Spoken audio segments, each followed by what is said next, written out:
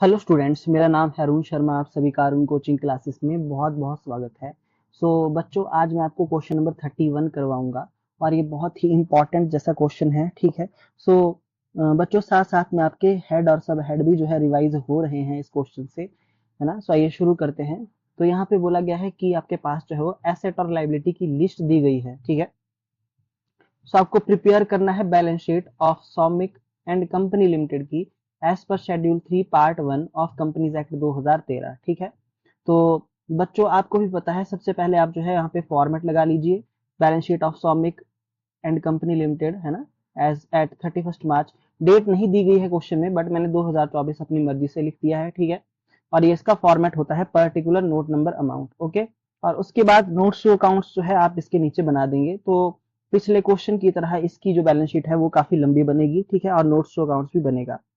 ठीक है जी। यहाँ पे सबसे पहले हम क्या लिखते हैं, जैसा कि हमने पिछले क्वेश्चन में भी लिखा था कि इक्विटी एंड लाइबिलिटी साइड में हम लिखते हैं शेयर होल्डर फंड और रिजर्व एंड सरप्लस। ये आइटम्स जो है यहाँ पे सबसे पहले आती है। ठीक है। तो इसको हम यहाँ पे लिख देते हैं। ठीक है। शेयर होल्डर फंड, है ना, उसमें शेयर कैपिटल और फिर रिजर्व एंड सरप्लस। ठीक है। इक्विटी एंड लाइबिलिटी साइड में तो बच्चों लाइबिलिटी साइड ही सबसे पहले बनती है। ठीक है। तो क्वेश्चन को एक बार देख लेते हैं। तो इस बार आपको यहाँ पे सन्ड्री क्रेडिटर दिए गए हैं। ठीक है। जनरल रिजर्व दिया गया है। आउटस्टैंडिंग इंटरेस्ट ऑन डिवेंचर आपको दिया गया है। ठीक है। उसके बाद ये आपको जो है इस बार डायरेक्ट जो है शेयर कैपिटल नहीं दी गई है। तो ये जो सारा ट्रीटमेंट आपको बच्चों यहाँ पे दिखाया गया है, देख सकते हैं आप। ऑथराइज शेयर कैपिटल, है ना, सब्सक्राइब्ड, ये सारी की सारी कहाँ आती है, शेयर कैपिटल के अंडर। तो नोट्स टू अकाउंट्स में सबसे पहले हम नोट नंबर 1 डाल के यहाँ पे लिखेंगे शेयर कैपिटल। ठीक है।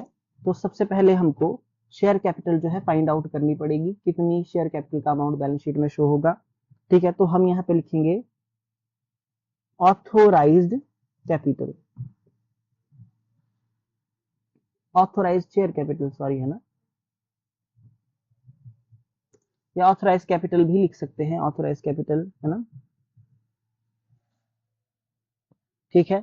तो मैं ऑथोराइज कैपिटल ही लिखता हूँ। ठीक है। ऑथोराइज कैपिटल कितनी दी गई है, तो इसके नीचे इस तरीके से हाईलाइट मैंने इसको कर दिया। तो यहाँ मैं लिखूंगा ऑथोराइज कैपिटल कितनी होगी। तो 1 लाख जो है 20,000 के हमारे पास शेयर्स हैं ऑफ रुपीज 10 ईच, जो है वो क्वेश्चन में दिया गया है, आप देख सकते हैं। 1,20,000 शेयर ऑफ रुपीज 10 ईच, तो 12 लाख।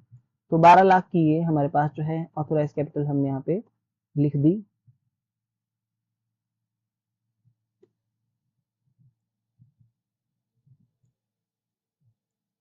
ओके। उसके बाद शेयर कैपिटल में नेक्स्ट जो है हम यहाँ पे लिखेंगे इशूड कैपिटल।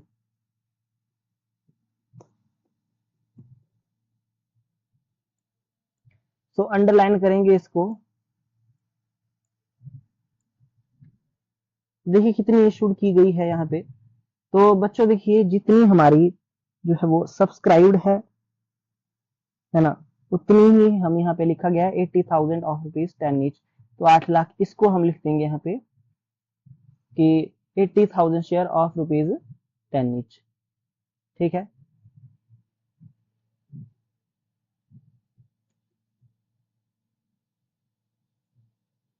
तो 8 लाख की हमने मान ली कि हमने जो है यहाँ पे इशू की है। और उसके बाद लिखेंगे यहाँ पे सब्सक्राइब्ड कैपिटल।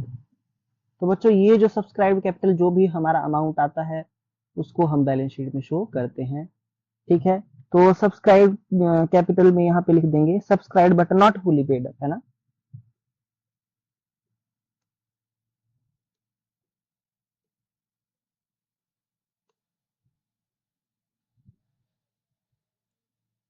ठीक है। ओके जी। तो आप यहाँ पे देख सकते हैं 80,000 शेयर ऑफ रुपीज 10 ईच, है ना। तो इसको मैं यहाँ पे एज इट इज लिख दूंगा, बिल्कुल जैसा मुझे बताया गया है ना। और यहाँ पे मैं कॉल इन एरियर को लेस कर दूंगा यहाँ पे 15,000 का। ठीक है। तो यहाँ लिख दूंगा लेस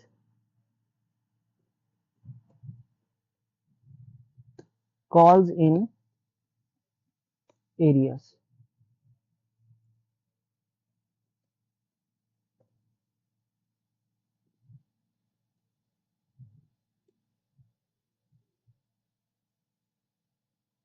ठीक है, तो माइनस करने के बाद मेरे पास यहाँ पे 7,85,000 बचता है। तो बच्चों ये जो मेरी कैपिटल है इसको मैं शो करूंगा, ठीक है, कहाँ पे, बैलेंस शीट में। तो बैलेंस शीट में मैं यहाँ पे शेयर कैपिटल के आगे नोट नंबर 1 डाल के 7,85,000 लिख दूंगा। ठीक है, तो आई होप आपको जो है वो इतना समझ में आ गया होगा कि हमने ये 7,85,000 सब्सक्राइब कैपिटल में शो किया है ना, नोट्स टू अकाउंट्स में इस तरीके से जो है शेयर कैपिटल को मतलब दिखाया जाएगा। ठीक है, उसके बाद नोट नंबर 2 डाल के हम जो है यहाँ पे क्या लिखेंगे, रिजर्व एंड सरप्लस। ठीक है,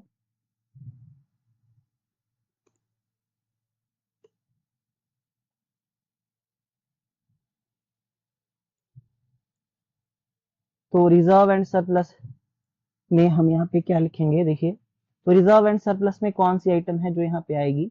तो देखिए ये जो सरप्लस बैलेंस दिया है आपके पास यहाँ पे, that is profit and loss account 65,000 का, ये आपके पास क्या दिया गया है, यहाँ पे प्रॉफिट दिया गया है। एक तो ये आएगा और दूसरा और कोई और आइटम यहाँ पे देख लीजिए, एक ये है जनरल रिजर्व, ठीक है, 40,000 का। तो ये दो आइटम जो है वो शो की जाएंगी, है ना, तो इन दोनों को शो करेंगे। तो अब हम यहाँ पे देखिए क्या लिखेंगे, सबसे पहले हम यहाँ पे लिख देंगे जनरल रिजर्व हम लिखेंगे। ठीक है,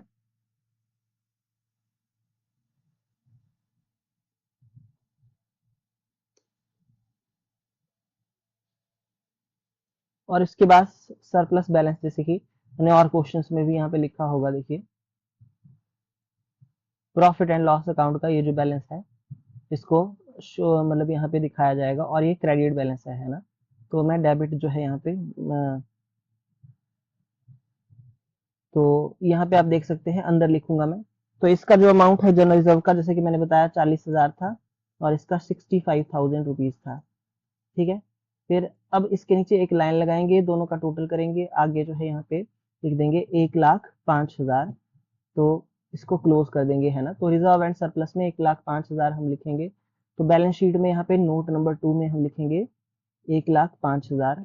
ठीक है, तो ये जो है बच्चों हमारा first head share holder fund बन चुका है, जिसमें शेयर कैपिटल और रिजर्व्स एंड सरप्लस को शो किया जाता है।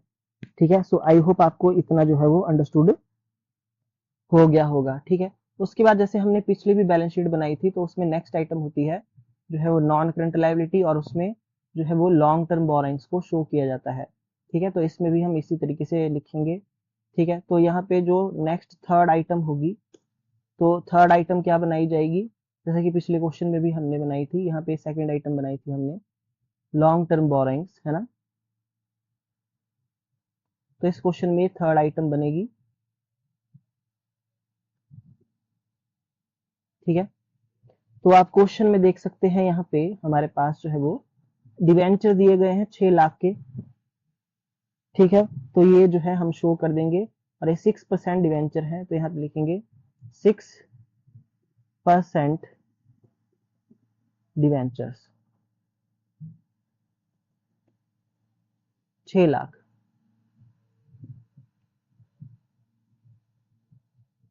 तो यहाँ पे थर्ड नंबर डाल के हम लिख देंगे 6 लाख। ठीक है, सो आई होप आपको इतना जो है वो समझ में आ गया होगा। ओके, तो इसके बाद जो है नेक्स्ट हमारे पास करंट लायबिलिटी है।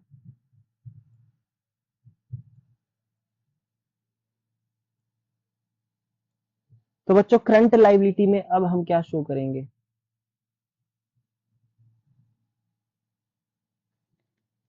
करंट लायबिलिटी में जो है हम आप देख सकते हैं क्वेश्चन में हमारे पास जो है यहाँ पे बिल्स पेबल दिया गया है, एक तो ये आएगा, और दूसरा जो है सन्ड्री क्रेडिटर्स, इसको शो करेंगे। ठीक है, करंट लायबिलिटी के अंडर। ओके, और हमारे पास यहाँ पे और कोई करंट लायबिलिटी दी गई है, देखिए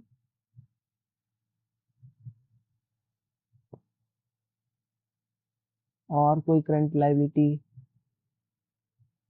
ये आउटस्टैंडिंग इंटरेस्ट ऑन डिवेंचर, ये भी जो है हमारी करंट लायबिलिटी में, अदर करंट लायबिलिटी में इसको शो किया जाएगा। ठीक है, तो आइए अब यहाँ पे हम जो है वो हमारी फोर्थ आइटम बनाएंगे। यहाँ पे हम लिखेंगे ट्रेड पेबल्स। ठीक है, तो ट्रेड पेबल में जो है वो क्या क्या शो होता है। ट्रेड पेबल में हम शो करेंगे सन्ड्री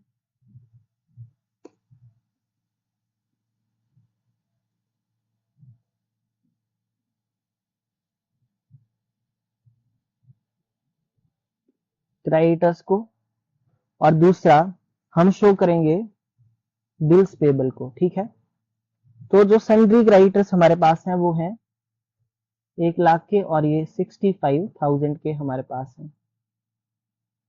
तो यहाँ पे लिख देंगे 1,65,000 रुपीज, और डबल लाइन लगा के इसको कर देंगे यहाँ पे क्लोज। ठीक है, सो आई होप आपको समझ में आ गया होगा।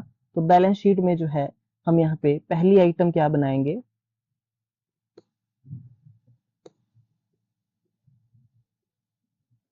ट्रेड पेबल्स फोर्थ नंबर में 1,65,000 रुपीज।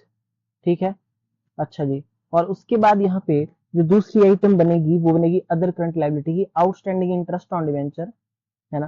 तो हम यहाँ पे नेक्स्ट जो है वो फिफ्थ नंबर डाल के लिख देंगे अदर करंट लायबिलिटीज। ठीक है,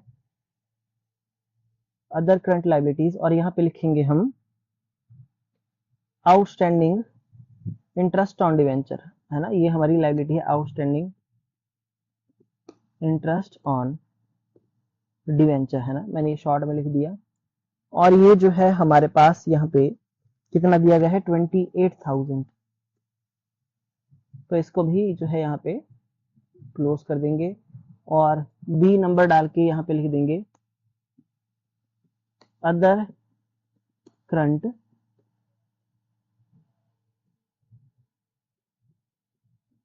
लाइबिलिटीज, फिफ्थ नंबर डाल के यहाँ पे लिख देंगे 28,000। ठीक है बच्चों, तो आपको समझ आ गई होगी कि बैलेंस शीट में आइटम को नहीं जो है वो हेड सब हेड लिखे जाते हैं। ठीक है, तो आई होप आपको यहाँ तक समझ में आ गया होगा। तो अब हम इसका टोटल कर लेते हैं। देखिए,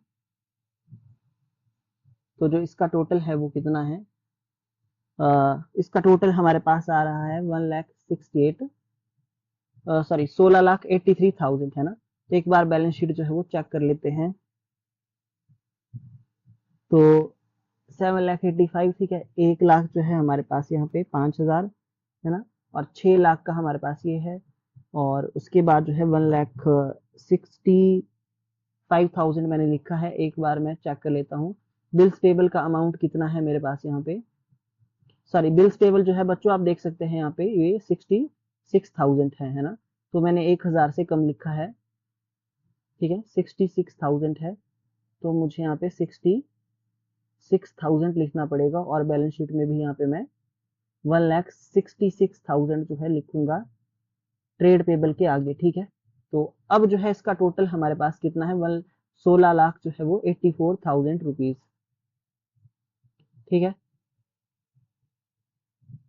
तो ये जो है मेरा टोटल है। ठीक है, ये मेरी कौन सी साइड आ गई, इक्विटी एंड लायबिलिटी साइड का टोटल आप देख सकते हैं। ठीक है, एक बार बैलेंस शीट को चेक कर लेंगे जो आंसर दिया है, तो 16,84,000 बिल्कुल राइट आंसर है हमारा। ठीक है, सो एक साइड जो है मैंने यहाँ पे कंप्लीट जो है वो बना ली है ना। तो आई होप आपको जो है वो इतना समझ में आ गया होगा। उसके बाद बच्चों अब हम कौन सी साइड बनाएंगे, अब हम एसेट साइड बनाएंगे, जिसमें हम जो है सबसे पहले क्या लिखते हैं, जैसे कि हमने पिछले क्वेश्चन में भी किया था। तो दूसरे पार्ट में जो है यहाँ पे एसेट्स लिखेंगे, फिर नॉन करंट एसेट सबसे पहले आती है, फिक्स्ड एसेट और नॉन करंट इन्वेस्टमेंट।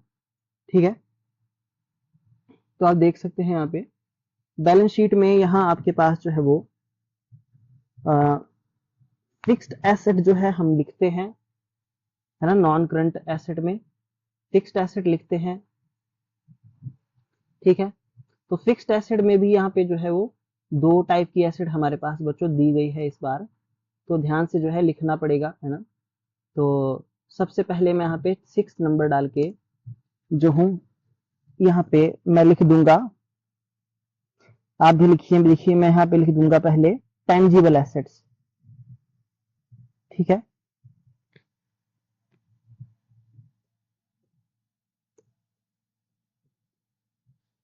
ठीक है, टेंजिबल मतलब जिसको मैं टच कर सकता हूँ, छू सकता हूँ, है ना, देख सकता हूँ। तो यहाँ पे मेरे पास जो है वो टेंजिबल एसेट्स कौन सी हैं, प्लांट एंड मशीनरी, और जो है मेरे पास यहाँ पे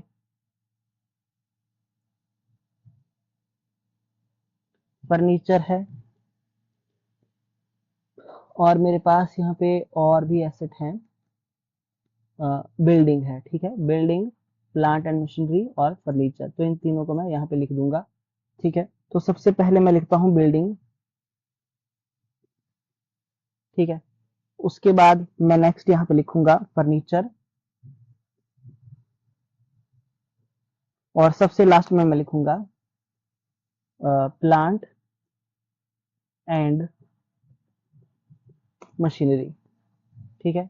तो इन सब के अमाउंट जो है यहाँ पे दे दिए गए हैं हमारे पास, देखिए बिल्डिंग का 6 लाख, 5,94,000 और 14 लाख 14,400, ठीक है। तो बिल्डिंग का जो है वो 6 लाख, इसका फर्नीचर का 14,400, और सबसे लास्ट में 5,94,000। सो इन सब का हमने टोटल करना है ना। तो टोटल मैं कर लेता हूँ, 6 लाख प्लस 14,400 प्लस 12,08,400।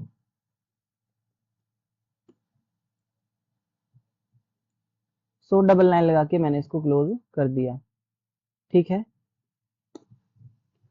ओके जी। उसके बाद इंटेंजिबल एसेट्स मैंने यहाँ पे लिख दिया है ना। यहाँ पे जो है बच्चों आपके पास जो है वो गुडविल भी दी गई है यहाँ पे,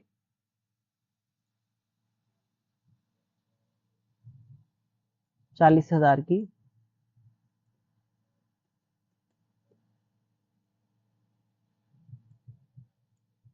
ओके जी, इस तरीके से। तो बच्चों ये जो सारी चीजें मैंने यहाँ पे मैं हाईलाइट कर रहा हूँ, देखिए इसको कहाँ शो किया जाएगा, इसको शो किया जाएगा यहाँ पे फिक्स्ड एसेट में। देखिए दो चीजें आएंगी यहाँ पे, देखिए क्या क्या। तो जैसे कि पहले हम शो कर देंगे यहाँ पर टेंजिबल एसेट,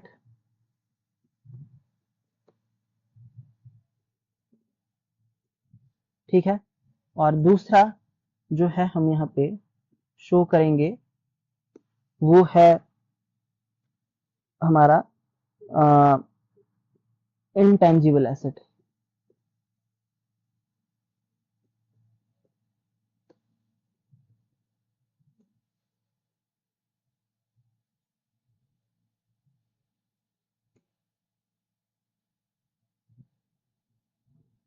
ठीक है।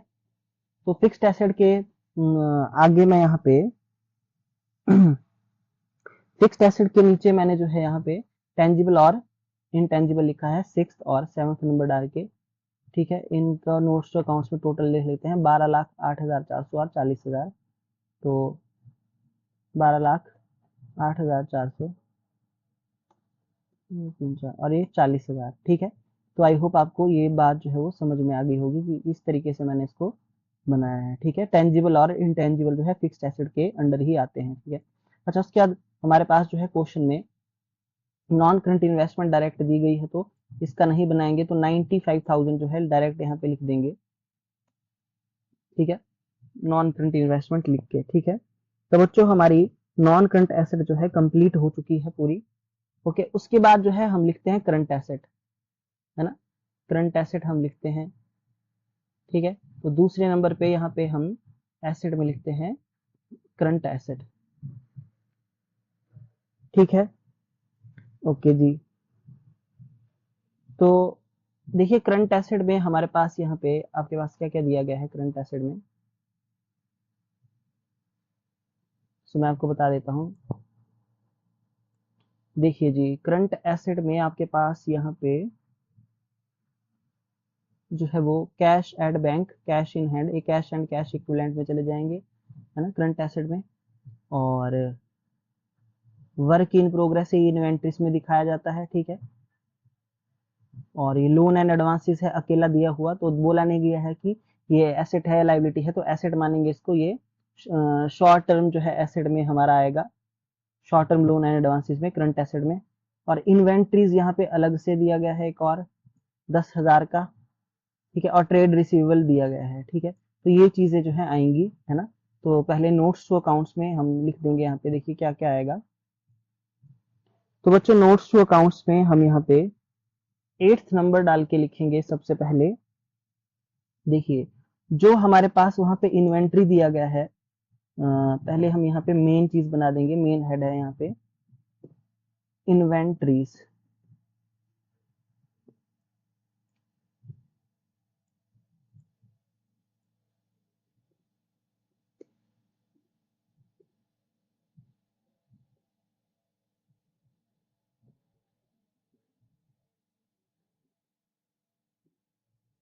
ठीक है।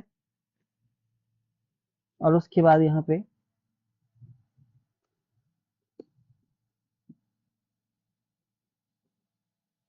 वर्क इन प्रोग्रेस, ठीक है। तो इनके अमाउंट जो है आपके पास यहाँ पे दिए गए हैं, 10,000 और 9,000।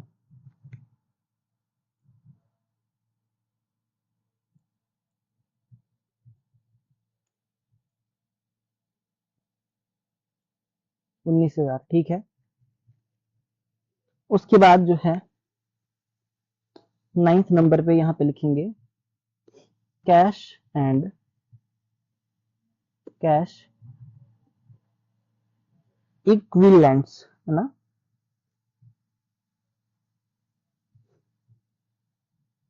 So cash and cash equivalent यहाँ पे लिख देंगे।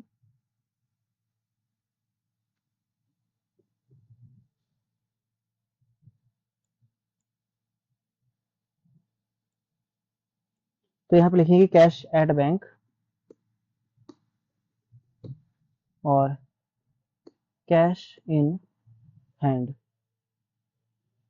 सो कैश यहाँ पे 698,100 और 1,500। सो इन दोनों का टोटल जो है वो 71,300 आएगा, उसको हम यहाँ पे लिख देंगे और डबल लाइन लगा के यहाँ पे क्लोज कर देंगे, ठीक है। अब इन दोनों आइटम्स को इन्वेंट्री और इसको लिखेंगे करंट एसेट के अंदर। तो बैलेंस शीट में यहाँ पे आ जाते हैं। करंट एसेट में सबसे पहले हम जो है ए नंबर डाल के यहाँ पे लिखेंगे इन्वेंट्रीज। उसके बाद हम यहाँ पे जो है वो बी नंबर डाल के यहाँ पे देखिए हमारे पास क्या दिया गया है, ट्रेड रिसीवेबल डायरेक्ट दिया गया है, तो है ना।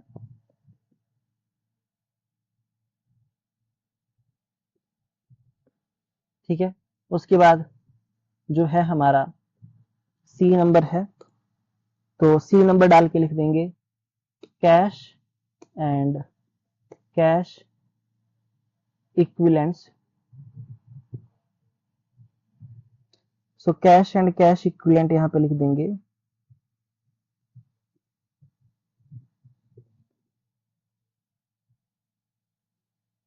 ठीक है। और हमारे पास जो है क्वेश्चन में एक चीज और दी गई थी, यहाँ पे आप देख सकते हैं लोन एंड एडवांसेस। तो ये 85,000 रुपीज है, ठीक है।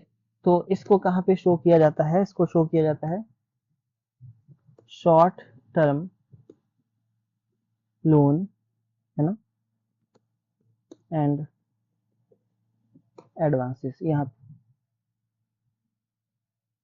ठीक है। 19,000 तो अमाउंट है यहाँ पे कितना, ये 8th और 9th नंबर है, ठीक है। तो पहले मैं यहाँ लिखूंगा 8th नंबर और कैश इक्विवेलेंट के सामने 9th नंबर मैं लिख दूंगा, ठीक है, ये है हमारा टोटल 19,000। ओके, ट्रेड रिसीवेबल मेरे पास कितना दिया गया है, 1,65,300। ठीक है, कैश इक्विवेलेंट का मैंने टोटल निकाला है 71,300। और यहाँ पे short term loan and advances जो है मैंने लिखा है 85,000 रुपीज। ठीक है, तो चाहे आप जो है 10th नंबर डाल के जो है आइटम यहाँ पे जैसे दी गई है तो हम यहाँ पे इसको लिख सकते हैं, है ना, जैसे हमने पिछले क्वेश्चन में भी किया होगा। तो ये इसका जो है वर्क इसका हमने काफी जो है वो बड़ा बनाया है ना।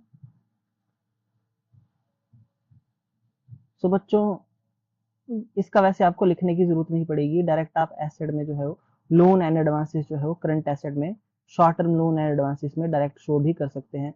तो इसको रहने देते हैं, ठीक है, बैलेंस शीट में यहाँ पे नोट्स टू अकाउंट्स में बनाना डायरेक्ट हमने यहाँ पे लिख दिया है। ठीक है, ओके जी, ये हमारी जो है एसेट साइड है।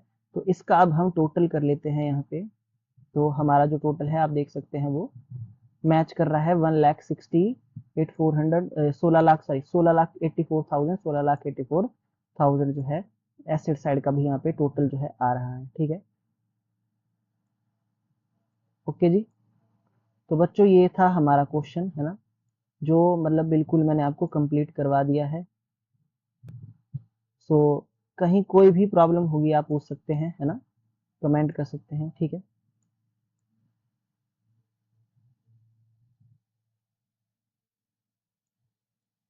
ओके जी। तो देख सकते हैं यहाँ पे ये हमारी जो है लाइबिलिटी साइड का टोटल है 16,84,000 और ये एसेट साइड का टोटल है। ठीक है, तो एक बार मैं आपको दिखा देता हूँ क्लियरली, है ना, देखिए,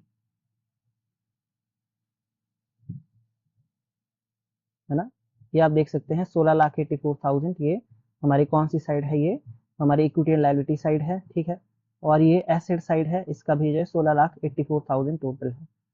ठीक है, इस तरीके से। और ये हमारा नोट्स टू अकाउंट्स है।